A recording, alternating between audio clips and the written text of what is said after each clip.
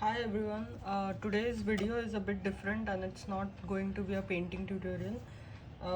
I'm going to show you different types of paper because I have seen artists struggling with this. I myself am learning watercolors right now and I struggled a lot when I was using the wrong paper.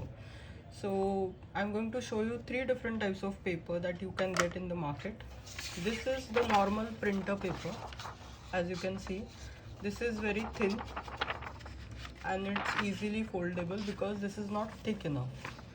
The second paper is 200 GSM watercolor paper. If you are doing a watercolor painting, I would highly recommend using this and I'll show you why. Look at the thickness. Yeah, this is the thickness of this paper. And lastly, I have a watercolor pad here. As you can see, this is cold pressed 300 GSM. This is more thicker than the last one that we saw. So you can see it also has a texture. Apart from the thickness, this is also textured. Okay. Now we'll be comparing all these three papers and we'll see why it gets difficult to paint on this one.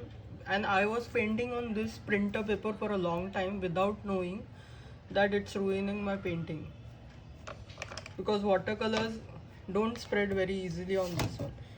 We'll be using only minimal colors. I'm not going to do a whole drawing. I'm just going to show you how the color spreads and how the color looks on different paper. Now first we will try with some blue color. So I'm going to paint on this printer paper. Okay. As you can see, just when I have painted, the paper has started turning. You can see waves. This is what printer paper does. And if I go over this multiple times, you'll see that the paper will turn even more and you will see the particles of paper actually coming out. See, this is happening because the paper is too thin to hold any water. The paper is rubbing away. This is the first. Now I'm going to try the same color with this 200 GSM watercolor paper. Okay. Can you see how easily it was spreading? Look at this.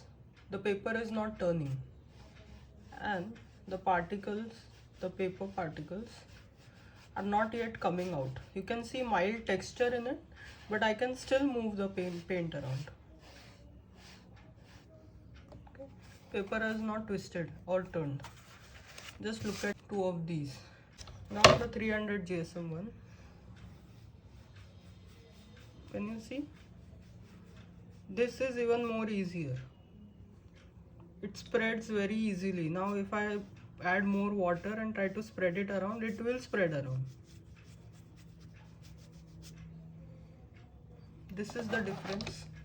You can see how paper will change your painting abilities. Now in this one you can see a shine here. None of these are shining yet. This is because this paper is holding water very well. It is 300 GSM, it is thicker, so it is not absorbing water that quickly, it is holding water. And all these two papers have absorbed water and so there is no shine. Here the water is still not, the paper is still not dry, so you can still move around the paint. See? Okay, now we'll try different techniques on all these three papers. First I'm going to try the wet in wet technique. For wet in wet, as you know, we will first wet the paper. So here I am wetting the paper first.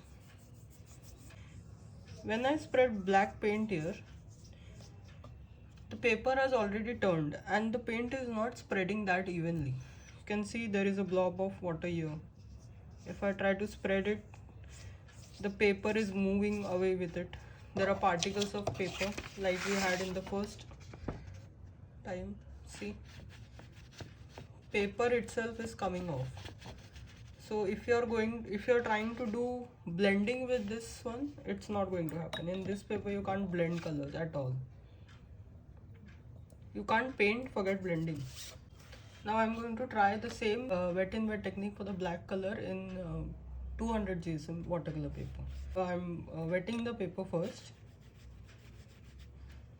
See, even while I'm just applying water with, I think it has a bit of paint, but the water is still moving and the page has not turned yet. Now just look very closely. I'm going to introduce more color into this. See the way the color moves. The paper is not absorbing the color.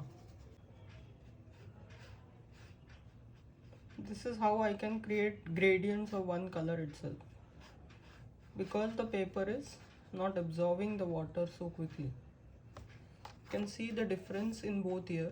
I have used the same paint, so these two, and now I'm going to try it on the 300 GSM paper. So I'm going to wet it first with water to show you more closely what is happening.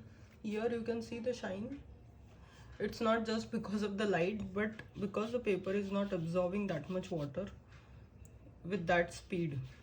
Okay, now I'm going to introduce the black paint that I had used earlier.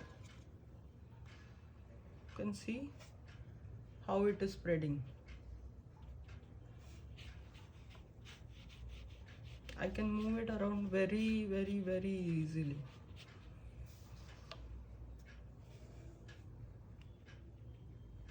And the paint is moving along with water because the water has not been absorbed yet. So here you will get the effect better. You can see all the three papers here. Okay. Now I am going to try the lifting up technique, where we are going to lift up paint a bit to create effects. Like the cloud painting that I had done last time. You can see that video here in this link. So I'm going to wet the paper and take some green this time.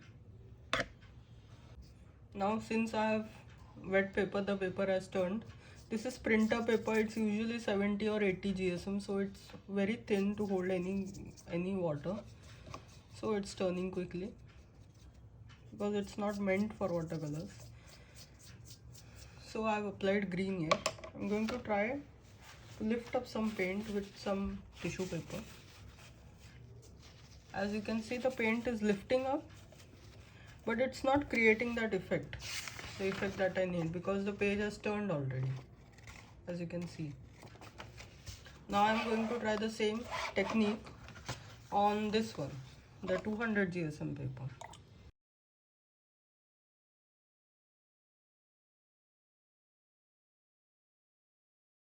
See, I already have an abstract texture here. Okay. Now we'll do the same thing with the 300 GSM watercolor paper. It is very important, guys, to know what type of paper you will be needing for the painting that you're doing. I would advise you to use watercolor paper itself for all your watercolor paintings, especially when you're doing landscapes or anything that requires the paint to move around in a better way.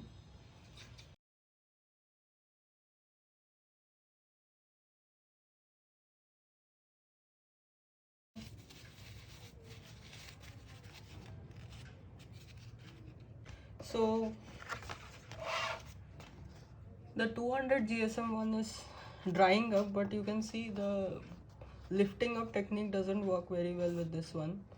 The shapes are mixed up a lot, and while with this printer paper you can see the shapes that we have lifted up, but the paper is turned so much that it doesn't even look like a painting anymore. And this one also has dried up, the first one, but you can see this paper is rubbing off. You can see this. So if your watercolor painting is not turning out as wanted, or the color is not spreading, you're not able to create dark tones, mid tones and light tones, it is probably not because you don't have the skill, but because you're using a wrong kind of watercolor paper, or paper for watercolor, that is. So I hope you this tutorial was helpful for you, because I am a learning artist and I struggled a lot for a long time just because I was not using the right kind of paper. Yes, cost wise this paper is the cheapest one, because this is not meant for art, at least not for watercolor artworks. So this is the cheapest one. This is the, I'll call it a mid-range. You can get many Indian brands making this kind of paper. This is 200 GSM. I'll advise all the beginner artists to start with this paper for your watercolor paintings. And once you have done that, and once you think that your paintings have improved a bit, you can go for the 300 GSM paper.